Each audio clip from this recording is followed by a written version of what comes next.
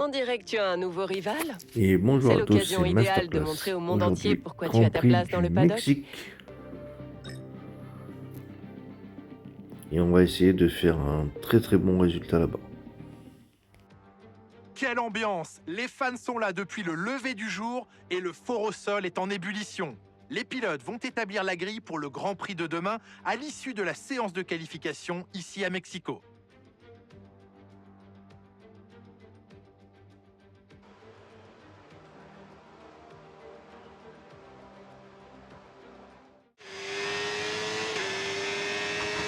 Allez, c'est parti dans cette qualification.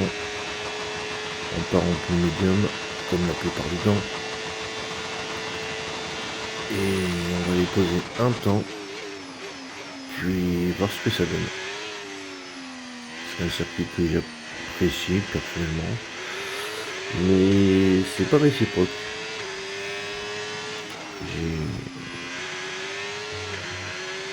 Pour moi, j'ai un bon rythme, mais pas assez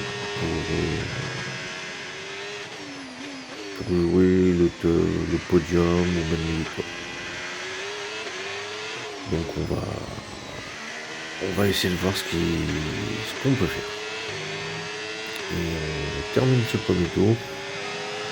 Ouais, pour l'instant, on est dans les derniers, donc il va falloir se réveiller un petit peu.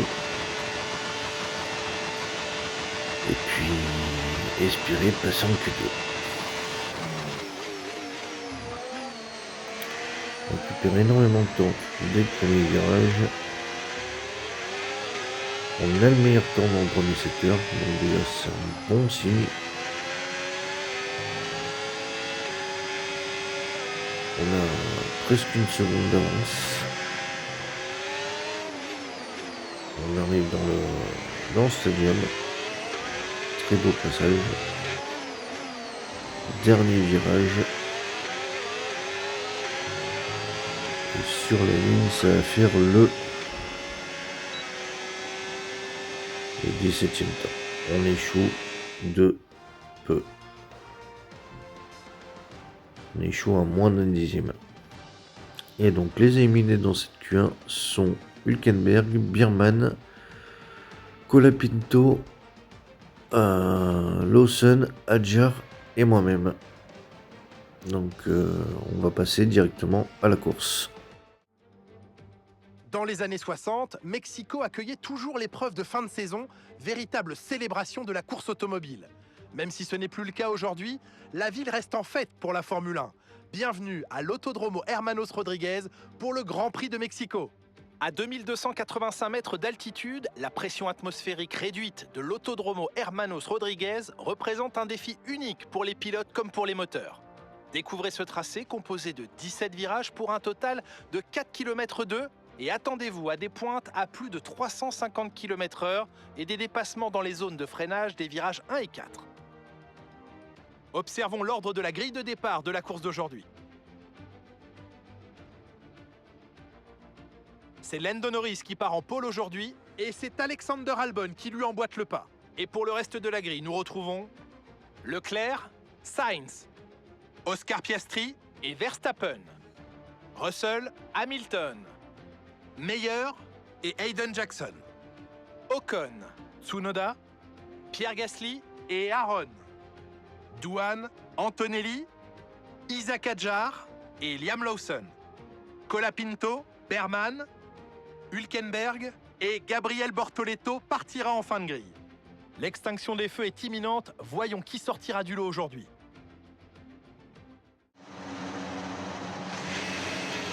Et on est parti pour le tour de formation. On va, comme d'habitude, aller le plus vite possible, faire chauffer les pneus et venir se positionner sur la grille. Espérons qu'en partant loin, on arrive à rentrer dans les points.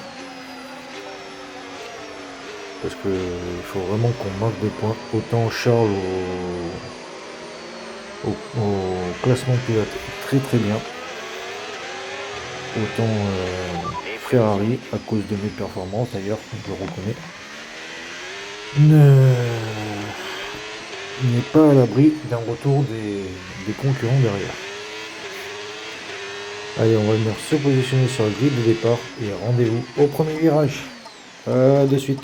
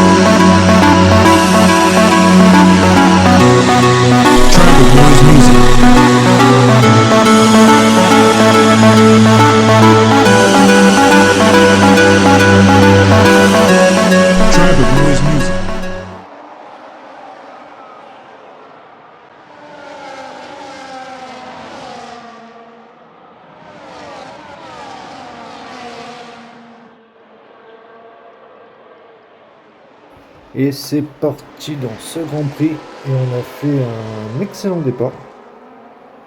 Vu qu'on est quasiment à la porte des points. On est 12e. Et maintenant à nous de continuer le travail et d'aller chercher les quelques places qui nous manquent pour entrer dans les points. Et bon voilà, c'est fait, on est 9e. Il faut continuer. Bien sûr, en évitant les dégâts, ça serait bien. Aller chercher un maximum de points. Déjà pour moi, pour le championnat. Une grosse erreur où je pars en glisse. Et je crois qu'on est venu me taper derrière. Oui, je vois des débris de partout. Une voiture, non, deux voitures, les deux Alpines. Et c'est déjà un drapeau jaune avec une voiture de sécurité. Et j'ai redégringolé à ma place de départ à la 16e place. Donc va falloir que je recommence tout. C'est dommage, j'ai fait un bon début de premier tour. La deuxième partie à cause de cette glissade m'a tout fait perdre. Et on va revoir le départ en caméra embarquée avec Charles Leclerc, mon coéquipier. On voit cette grande ligne droite interminable. Il va essayer de se porter à la hauteur d'Albon, mais il va être gêné. On est en compagnie du coéquipier d'Albon, Carlos Sainz, qui part 4e.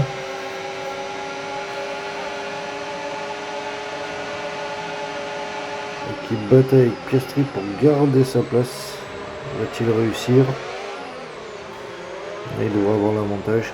Je pense qu'il a réussi. On est avec Sir Lewis Hamilton,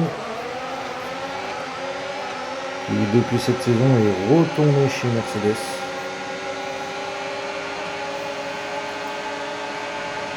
Et qui fait un bon départ, basique, simple, qui ne gagne pas de place mais qui n'en perd pas non plus. Avec Kelly Meyer, le Connor Sport,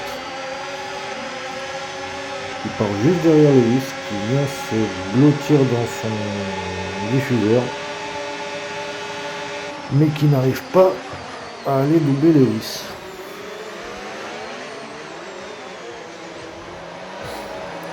On est avec Isaac Adjar, le petit poussé, le rookie de la compétition, qui a fait de belles choses, de belles étincelles cette saison, avec son premier podium. Espérons que la suite de sa carrière soit aussi belle que sa première saison, voire même plus. Et pour l'instant, il reste dans le fond de la grille, malheureusement. Mais Bortoleto qui partait bon dernier.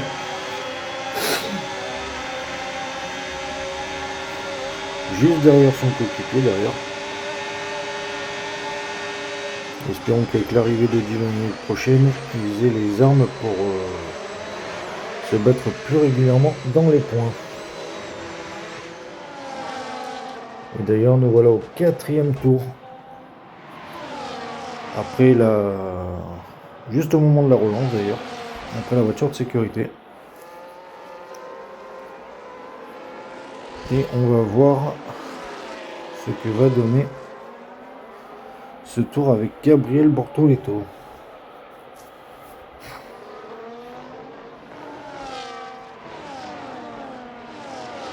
Il est blotti dans le diffuseur de Colapinto. Colapinto qui a un petit peu de mal. Après, c'est vrai que sur ce circuit qui est vachement en altitude, c'est très difficile de bien faire fonctionner la voiture.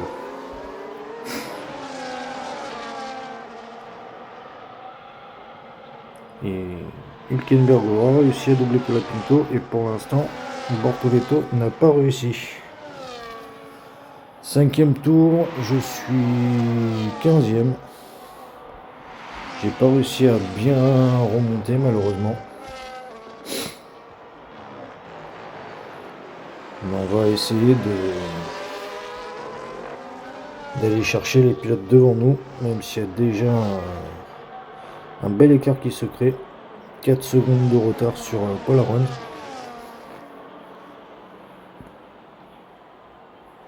Mais la course ne fait que commencer. On aura tout le temps pour essayer de remonter. Même si là j'ai l'impression de bloquer plus qu'autre chose le peloton. Et on décide de rentrer au stand, de changer les pneus. Partir en pneus soft n'était pas une bonne idée malheureusement. Et on va rentrer à la fin du 5e tour. Et repartir bon dernier. Mais peut-être qu'on réussira à faire un undercut et remonter dans le peloton.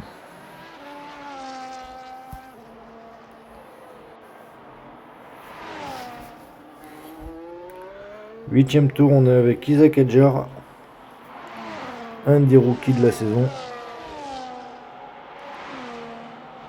qui se débrouille pas trop mal, qui est 15e.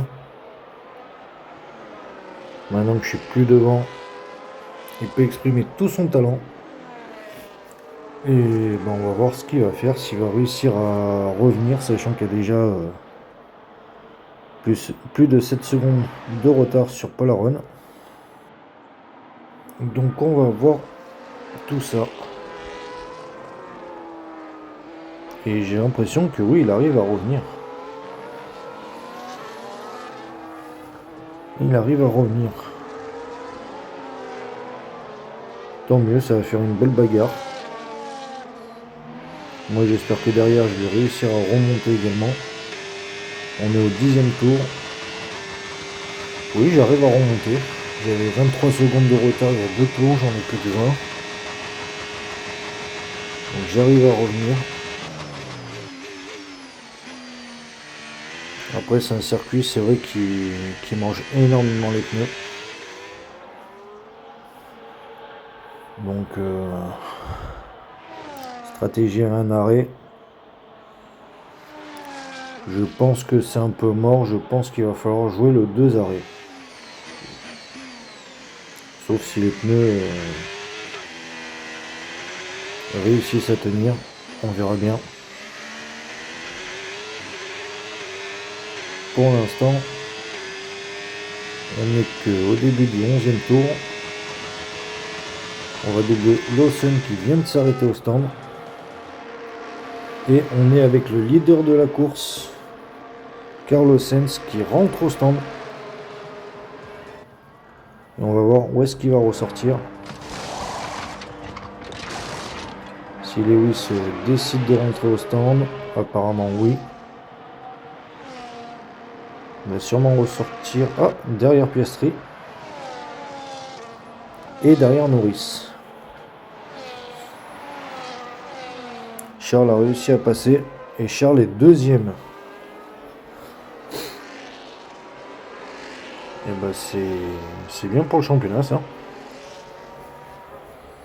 C'est très très bien.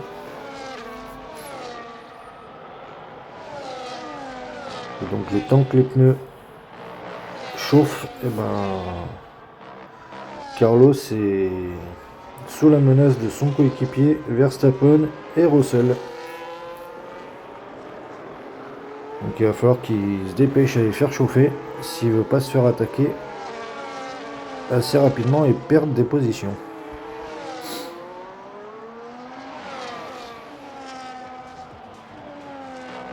On est au 15e tour et je suis toujours 19e. J'arrive pas à remonter. Pourtant j'ai pas énormément de retard, j'ai 3 secondes et demie. Mais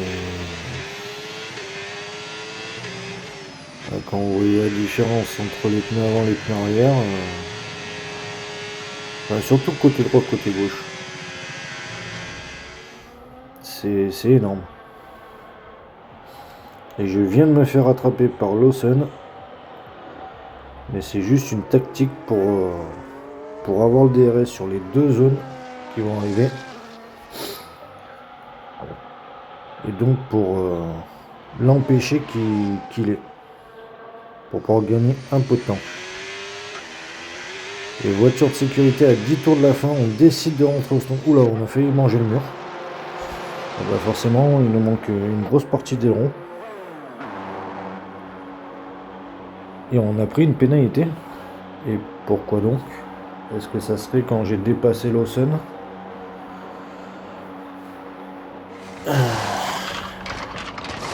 On aurait jugé coupable d'un accrochage, sachant que les IA sont très très agressifs.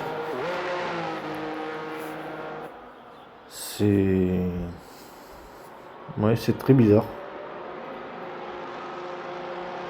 Il va falloir qu'on arrive à remonter. Là ça va être très compliqué, sachant que je sais pas si vous voyez en bas à gauche sur la map, mais les premiers sont pas très loin. Allez, 19e tour, la course repart. On est avec Kelly Meyer qui est 10e de la course, pardon. Et on va voir ce que ça donne. Si elle arrive elle également à remonter. Et que dans les jeux vidéo, même dans des films qu'on peut voir des femmes en Formule 1, ça serait pas mal en réel. Parce que je pense qu'elles peuvent avoir leur place autant que les hommes. Allez, après cette petite parenthèse, on revient à la course. Elle garde bien sa place, elle a le bon rythme. Maintenant, il va falloir qu'elle attaque. 20e tour, on est à 5 tours de la fin, mais autant dire que c'est cuit, que c'est fini la course. Dernier à 38 secondes du 18e. C'est mort. Clairement, c'est mort. C'est encore une course à oublier. C'est une saison très compliquée. Je vois ce que ressent Lewis à l'heure actuelle avec sa voiture. De passer de chez Mercedes à Ferrari, c'est pas la même voiture, c'est pas le même moteur. Et j'y arrive pas. J'y arrive pas du tout. Allez, on est à 3 tours de la fin, on est avec justement Sir Lewis Hamilton, 12e. Qui est pas très loin des points d'ailleurs. Que se passe-t-il? Un gros accrochage, un méga accrochage d'ailleurs entre 5-6 voitures. Au freinage au bout de la ligne droite. Hamilton a cassé son aileron et c'est pas le seul d'ailleurs. Je crois qu'il y a Ocon dans l'histoire. Ou peut-être Birman.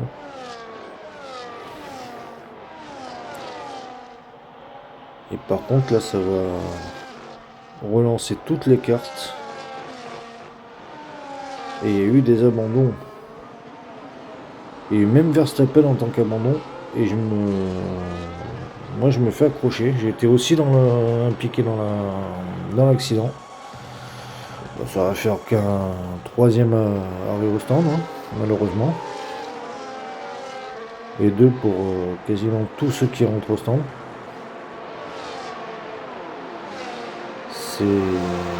C'est dommage. C'est vraiment une course à oublier totalement du début à la fin.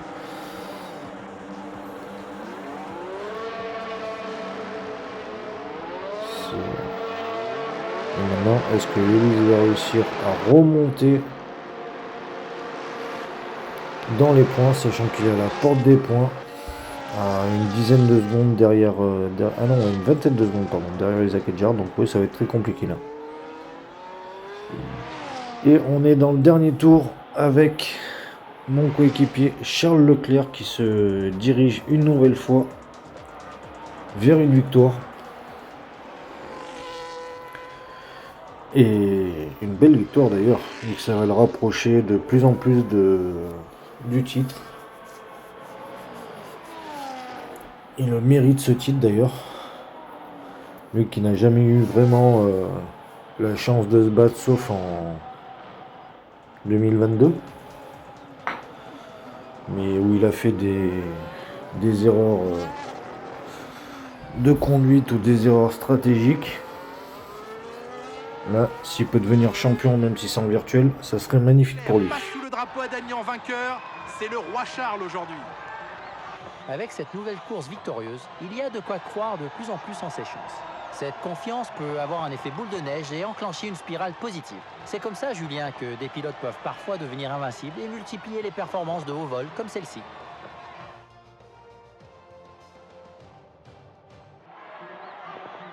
Quelle belle journée pour la Formule 1 et pour ses pilotes. Place à la cérémonie, ces trois-là vont pouvoir fêter leur exploit sur le podium. Qui monte sur la plus haute marche du podium? Et oui, c'est bien Charles Leclerc.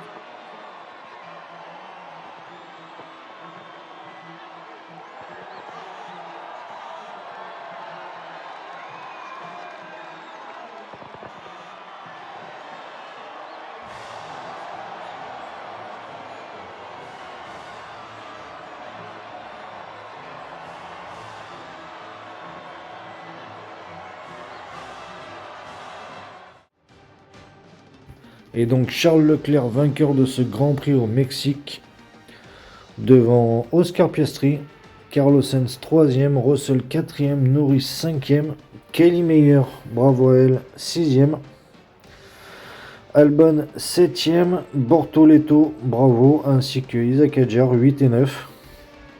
Et Hamilton a quand même réussi à revenir dans les points et à terminer 10e. Bravo à lui.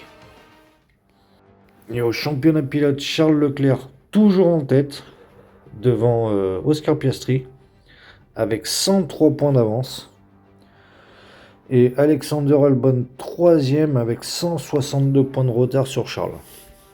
Et moi de mon côté, je suis 9e avec 240 points de retard. Donc on va dire que le championnat est totalement cuit pour moi. Et par contre au constructeur, c'est ce que je vous disais.